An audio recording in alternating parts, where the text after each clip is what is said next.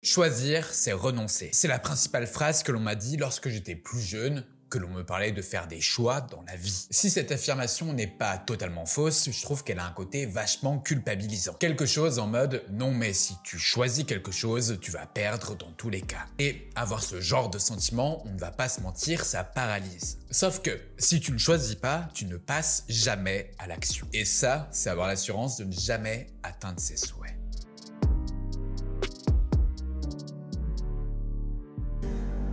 Il existe différentes méthodes pour faire des choix. Dans cette vidéo, je vais te partager celle que j'utilise depuis un peu plus de 3 ans désormais. Parce qu'avant 2021, j'étais totalement tétanisé à l'idée de renoncer. Pour moi, choisir était synonyme de se fermer des portes. J'étais vachement pessimiste et avec le recul, je trouve ça assez flippant. Mais quelque part, je crois que c'était assez culturel. Enfin, en tout cas pour moi. Sauf qu'aujourd'hui, je ne vois plus du tout la notion de faire un choix de la même façon qu'auparavant. Pour moi, choisir correspond à agir. On n'a jamais l'assurance de prendre la bonne décision. Parce que le contexte extérieur de la vie que nous ne maîtrisons pas fait que. Par contre, en prenant l'habitude de choisir, on développe sa capacité à agir ou à réagir en cas d'imprévu. Pour moi, c'est un des meilleurs skills à avoir, tant dans la vie professionnelle que personnelle. Je m'appelle Pierre Crozier, j'ai 29 ans au moment où je tourne cette vidéo et ça fait plusieurs années que je travaille personnellement sur toutes les thématiques autour de l'amélioration de sa vie. Si le développement personnel concret est un sujet qui t'intéresse, je t'invite à t'abonner juste ici, à activer la fameuse cloche des notifications qui est si importante pour ne pas manquer mes prochains contenus. Allez, il est temps que je te partage ma réflexion sur cette histoire de choix.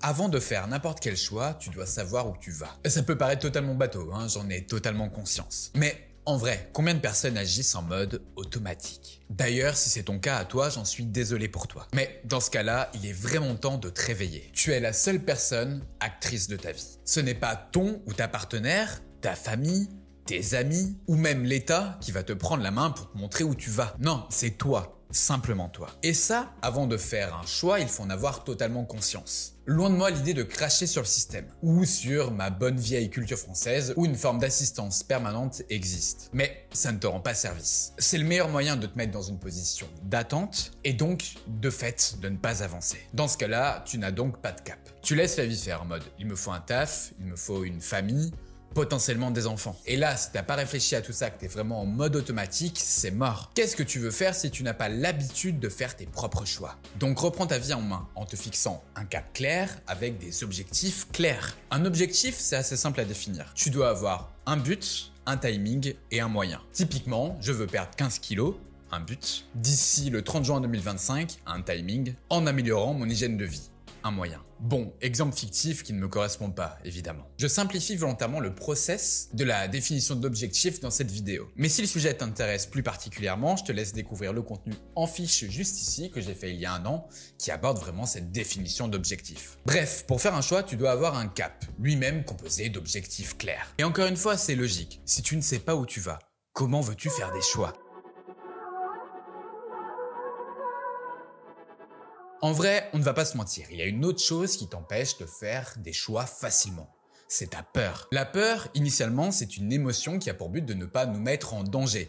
Ici, je te parle de danger de mort. Sauf que, factuellement, choisir de quitter son job, choisir de demander à une fille son numéro de téléphone, ou choisir entre les pâtes carbo et une pizza reine au resto, a priori, ça ne va pas te tuer. Par contre, si tu as envie de quitter ton job mais que tu n'en prends pas la décision, ça peut t'emmener dans une situation psychologique très compliquée. Ne pas être capable de demander son Insta ou son numéro à une meuf ou à un mec alors qu'il ou elle te plaît, c'est passer à côté de l'opportunité de vivre de bons moments. Ne pas choisir entre pâtes carbo et pizza reine parce que t'as peur de regretter ton choix, c'est simplement ne pas manger finalement ou bien beaucoup trop. En fait, le manque d'action entretient tes peurs. Je vais te prendre un exemple personnel. Un de mes meilleurs amis, qui se prénomme Damien, vit à La Réunion, au beau milieu de l'océan Indien. Tu comptes 11 heures de vol entre la métropole et cette île franchement paradisiaque. Pendant des années, j'ai repoussé l'idée d'aller le voir parce qu'être enfermé 11 heures dans une boîte volante, comment te dire? J'étais pas à l'aise rien qu'à penser à ça. Mais pas par peur que l'avion s'écrase, juste par peur d'être enfermé pendant autant de temps. Sauf qu'un de mes objectifs est de voyager et de découvrir le monde.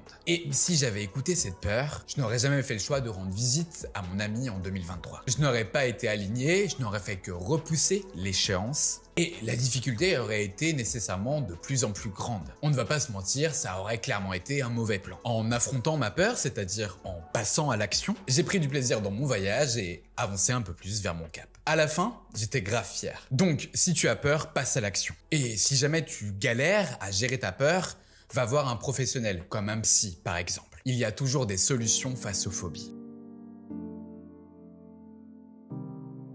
La dernière chose que je souhaite te partager pour faire un choix en toute sérénité, c'est de s'écouter. Enfin, je devrais dire de doublement s'écouter. Parce qu'il faut, de mon point de vue, à la fois entendre ses envies et ses analyses. Je dirais que le domaine de l'envie est plutôt émotionnel, tandis que les analyses sont plutôt du domaine rationnel. Pour moi, un bon choix combine ces deux aspects. Et je t'explique pourquoi. Si tu écoutes simplement tes analyses rationnelles, équilibrées, sans qu'elles ne correspondent réellement à tes envies, alors tu ne prends pas de plaisir. La tâche à accomplir paraîtra inintéressante et automatiquement tu vas perdre en efficacité. A priori, je pense que tu es complètement d'accord avec moi, c'est logique. À l'inverse, si tu écoutes seulement tes envies sans prendre en compte un aspect rationnel, tu prends le risque de faire n'importe quoi. Tu vas faire des choix qui n'auront aucun rapport avec le cap que tu t'es fixé et donc automatiquement tu vas perdre en clarté. Tes choix ne seront pas forcément les bons et à la fin, tu reviendras au point de départ. Tu auras peur de prendre des décisions et là, bonjour l'immobilisme. D'ailleurs, tu vois, je fais le choix de te demander de liker cette vidéo parce que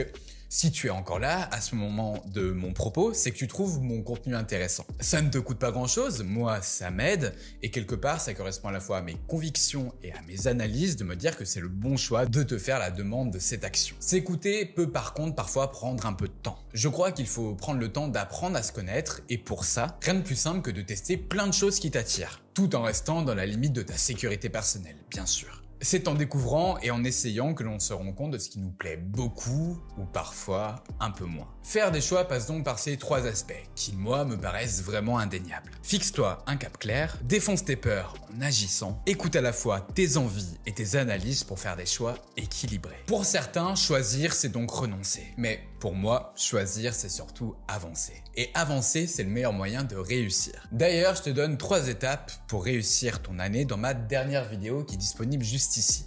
Si le sujet te plaît, tu sais où cliquer. N'oublie pas de liker cette vidéo. Encore merci à toi d'être resté jusqu'au bout. C'était Pierre de la chaîne En Forme. À bientôt.